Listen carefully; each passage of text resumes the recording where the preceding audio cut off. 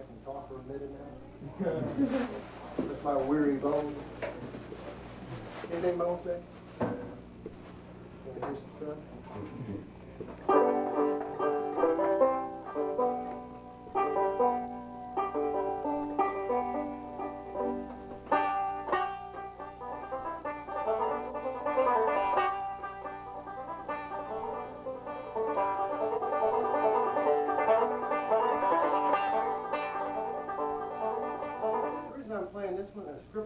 Probably the dumbest song everybody's seen it 4 trillion times.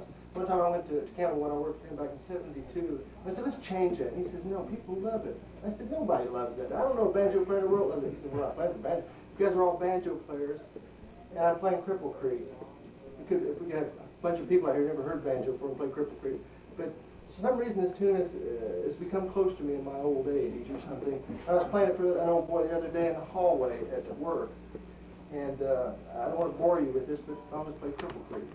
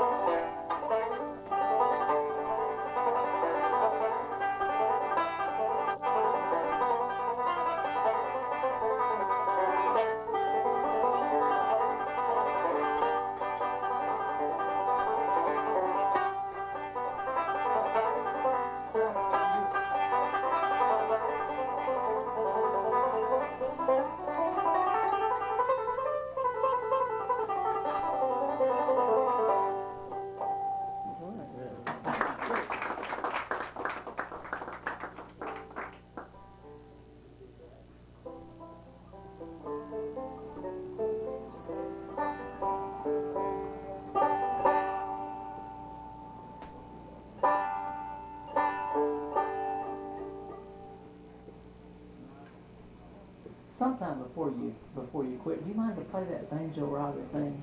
Do you still do that? Do you ever do that anymore? Do you remember how you did that? But, you know, but I believe that it's back here somewhere. If I can remember the tuning. Where,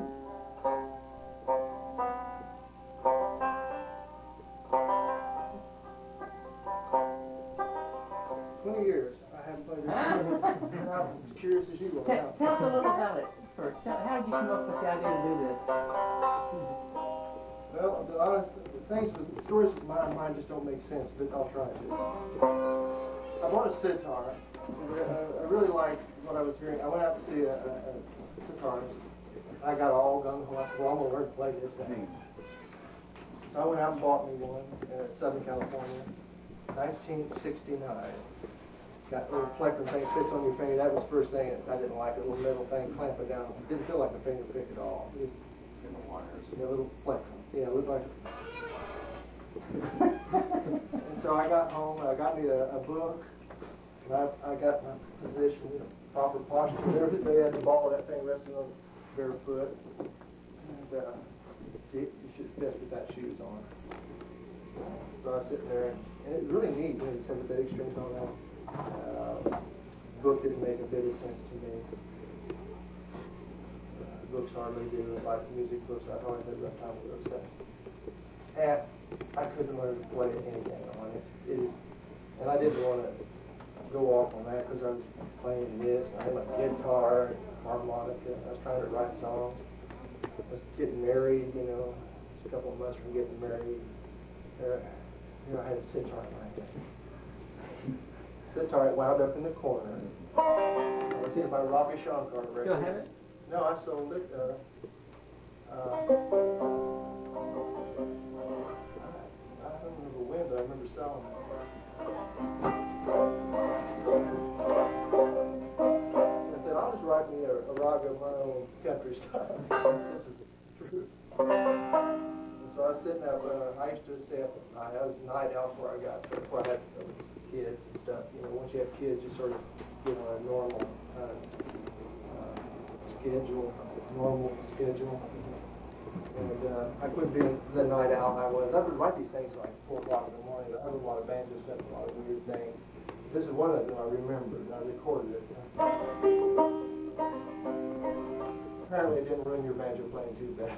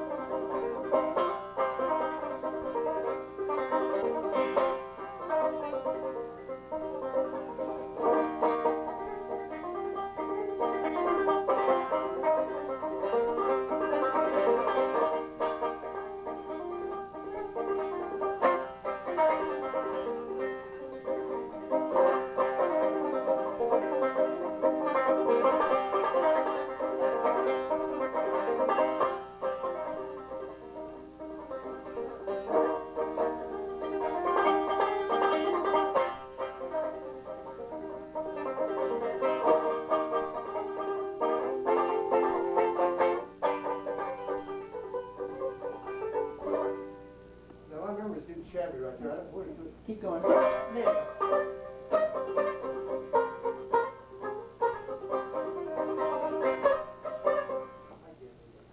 I'm sorry, but I got through most of it.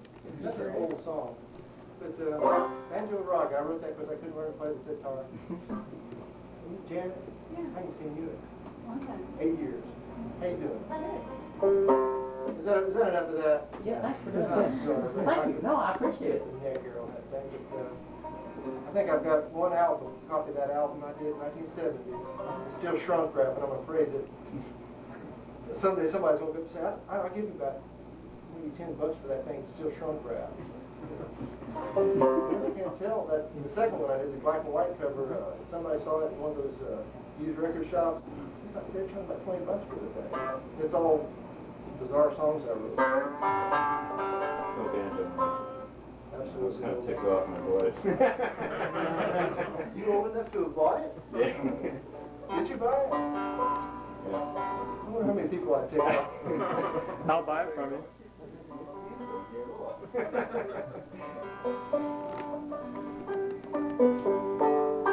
Larry, can you play Great Eagle? Will you play Great Eagle? I'll try.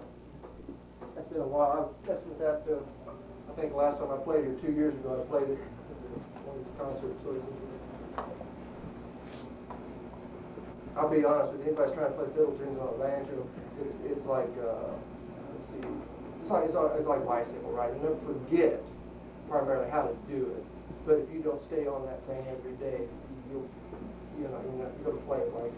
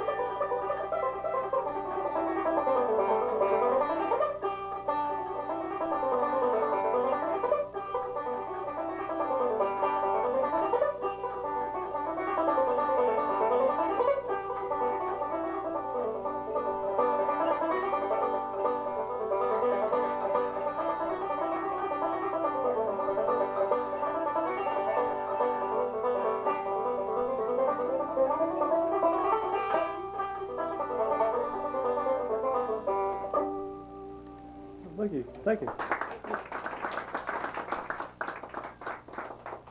my version of it. I learned that Honey Porter record is now Ukraine. And it's still my favorite. And those, the two albums we recorded in the early 60s are still my two favorite Fiddle albums. And one's on, you can find them like those old record stores and things. They're, if you guys really like fiddle tunes, a lot of that stuff can be transcribed to the band. There's one's on the United Artists, and one's on MGM Cub, and they're the only two fine albums that don't, like fiddle playing I ever heard on major labels. Will be hard to find, and the rest of the stuff isn't on those two albums. And I learned so much from those two records back in the middle 60s when I was doing it. And I never would have thought I'd be sitting in a little room with a bunch of people who really wanted to hear this sort of stuff back then. Anything you want to do? Do another one of those, the Howdy Forth or Fiddle tunes. Anything with Greg on there, I don't play those. Granny, some grandpa or granny. Grandma, you look at Uncle Sam. Yeah, give you that one? Yeah. Sounds real. I don't do that. I do a very small percentage of fiddle tunes when you get out of the mainstream. Do a Salad Goodman in a different key. I used to. You gave me a copy of that a long time ago. I did. With Bobby Clark and. I don't remember. I don't know who was playing with it. It sounded damn good, but I don't know. It was in a different key. I think it was a different tuning. Probably B tuning. I was fiddling with that a lot. A couple of years ago when I was playing with the Southern Manor Band. I played with it for about a year, and we did all kinds of strange stuff. That's it. I don't remember that. I couldn't finger it. I hear it, you know, I know what you're talking about. Yeah. It's just that a lot of the things I don't remember playing. Like Grandma's got me baffled.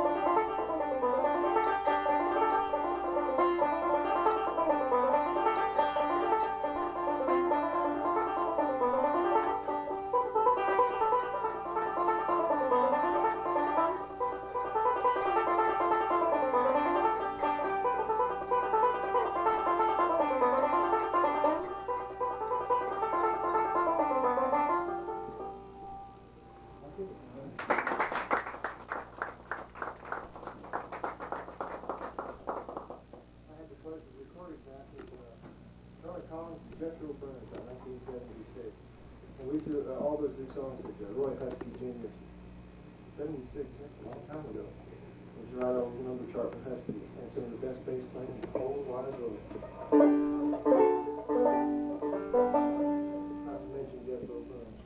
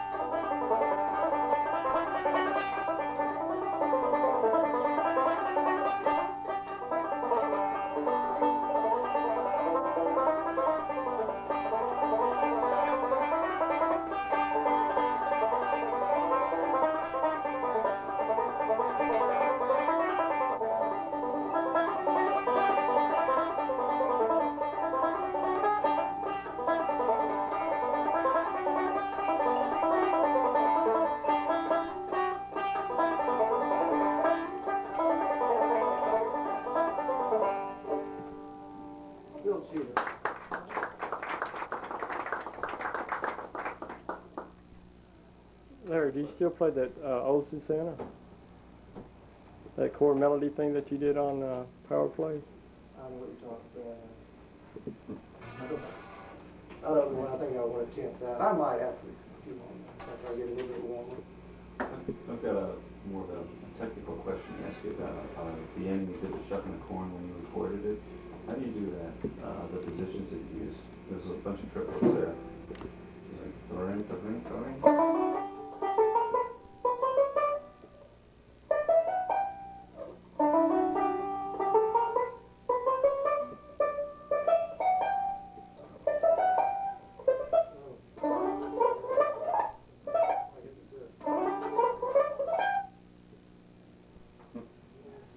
I've been doing it wrong. I've been trying to do it. Yeah. I came on that lick. I was sitting at the Ross Hotel, which is it was the cheapest hotel in Nashville. Some guys dropped me off there back in '66, and my banjo was laying. I had an old Master Tone RB250 bow tie job. You know, the holes. Everybody's familiar with that sort of thing. His banjo was laying there on the bed. I was real lonesome for people I used to live with and play music with. I was just 17. It's like I was all by myself there in this hotel room, and they dropped me off and gave me a little money and says, "You can do something. Do it." And I said, "Yeah, right."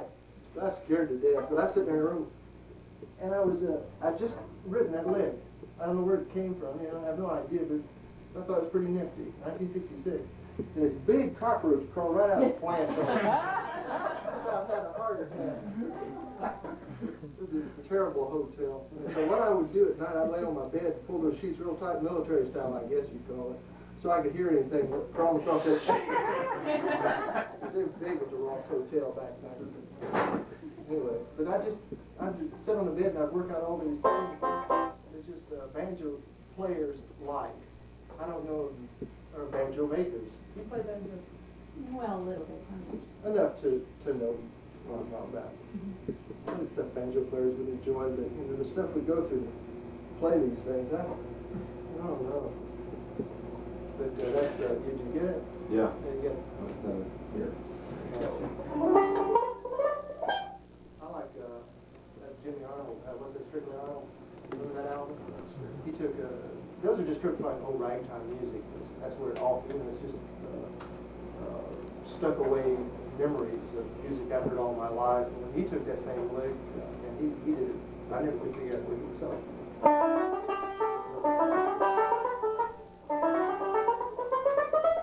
Put a little bit of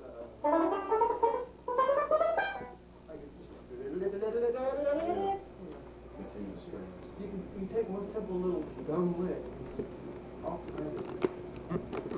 So if you were doing it wrong, you may have been doing it wrong to you, but you may have, you may have come up with your own thing. Does it sound wrong or? Oh, it sounded awkward. Awkward. Not clean. The way I was trying to do it anyway, and then finally just gave up and said, well, hell with that, I'll choose something else. But I was trying to, and I looked like a yoga guy. I mean, I was all these strange contortionistic things I was doing with my fingers, and I said, no, there's got to be an easier way to do this. So I figured one of these days I'd meet you and ask you that question. What's that girl that played banjo with Lynn, played with Whetstone Run? Lynn Morris? Glenn Morris? Real good banjo player? Yeah. Yeah. I saw her, when we talk about weird positions and fingerings and stuff, she had worked up a song I wrote, I guess in 1965, Beth.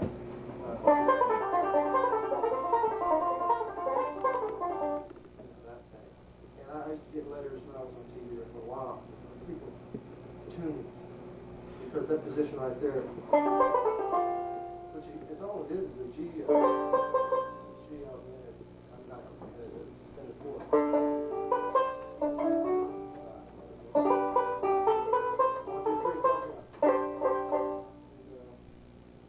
A lot of times things are right into you, but you see how simple that is.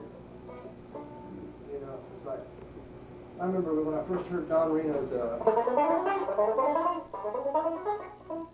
sit in my front room as a kid. It passed through my mind, I'll never do that. And then I said, no, I've got to do that because Don Reno's doing that. And I love Don Reno. I love Don Reno more than I love anything at this point in my life. I think about 16. I thought, you know, I'll meet this man one of these days and I'll be okay. And I did. And I was okay.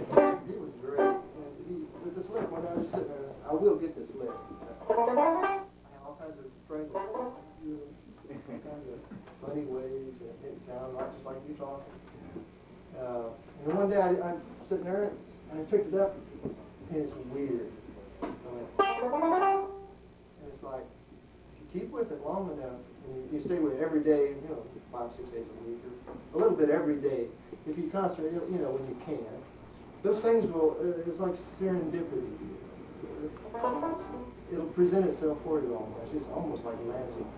But that lick, it just came out. And I about fell off the chair. It's like, how did that happen? Because that didn't look like anything I was doing back in. You know, it didn't relate to any kind of fingering I've ever had. But it just fell out. You know, it's like somebody was standing there. Oh, here, wait. And I learned to do follow the leader. You know. Yeah.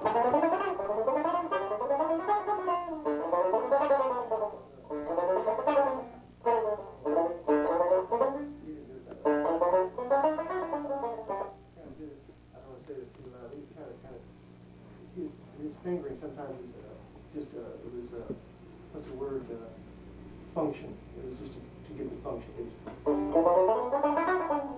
you know, it's like when you hear Bill Keith do something, it's like perfect. I mean, you can tear it apart at slow speed, 33 and a third, 15, take it down to the bottom, everything's right. There's nothing in there that's like, well, I'll let that slide. Don Reno would let things slide. Earl, I don't think let things slide. You know, tear those records apart and you hear everything's perfect. But Don would slide. What are we going to do next? Should do a little bit more of that, Beth. Okay, you? Sure. That's a hard one. I never played that song but one time with a band. That was with Campbell with the orchestra. I didn't have any fun at all until I saw Lynn Morris in 1984 at a festival. I was playing Southern Manor. I was standing out by the band and I heard Beth. The only time I'd ever heard it in the proper surroundings. And I just about, I couldn't believe it. It was actually a banjo tune. You know, it's one of those things you toss off at 3:30 in the morning. And I never took any of that serious, but she was playing it. She was playing it after with a bluegrass band. We started playing Southern Manor. And it's still hard for me to play it.